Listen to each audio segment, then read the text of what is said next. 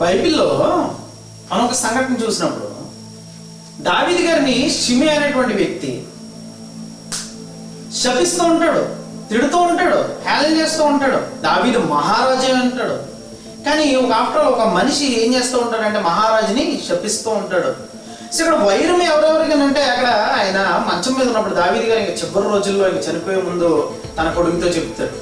ఏమని? సొలొమోను గారితో చెప్తాడు, ఇదిగో షిమి అనేవాడు నన్ను శపించాడు, హేళన చేశాడు, అని లేపే అని చెప్తాడు, అని చంపే అని చెప్తాడు.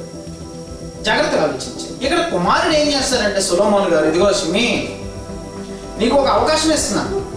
యాక్చువల్లీ నేను చంపాలి, కానీ నీకు ఒక అవకాశం ఇస్తాను. ఎక్కడ ఉండాలి అని అంటే నువ్వు బ్రతకాలి అని అంటే యెరూషలేములోనే ఉండాలి. నువ్వు అది దాటి బయటకు వెళ్ళి చేస్తావు.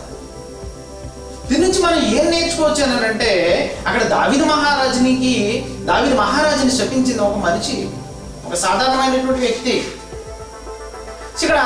ఇక్కడ మనం ఈ మహారాజు ప్లేస్ లో దేవుని కనుక మనం పెట్టుకున్నట్లయితే దేవుణ్ణి కూడా ఈ రోజు మనం మనకి వైరం ఉంది, ఆయన్ని కూడా మనం దూషిస్తున్నాం. మనం చేస్తున్న కార్యాల వల్ల, మన మాటల వల్ల, మన ఆలోచన వల్ల ఆయనకి వ్యతిరేకంగా నడుచుకుంటున్నాం.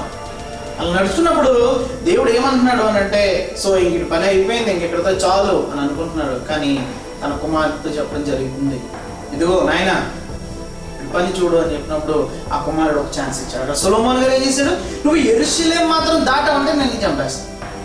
సో ఈ రోజు మనకి యేసు ప్రభువు వారు కూడా ఒక అవకాశం ఇచ్చారు. అదే ఉపమానంలో మనకు చెప్తుంది ఏంటంటే, అయ్యా ఇంకొక సంవత్సరం చూద్దాం, ఎరువేసి చూస్తాం, ఇంకా బాగా బ్రతుకుతుందేమో మొక్క.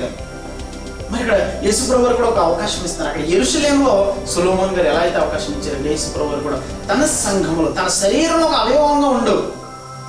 ఆ యెరూషలేము దాటితే ఎలా చంపేస్తాడో సంఘంలో లేవనుకోండి, ఆయన శరీరంలో ఒక అవయవంగా లేవనుకోండి, నువ్వు చేస్తావు. ఒక చిటికిన వేలు నేను ఈ చేతితో ఉన్నాను అనుకుని బయటికి వెళ్ళిపోయింది అనుకోండి, చిటికిన వేలు బ్రతుకుతుందా?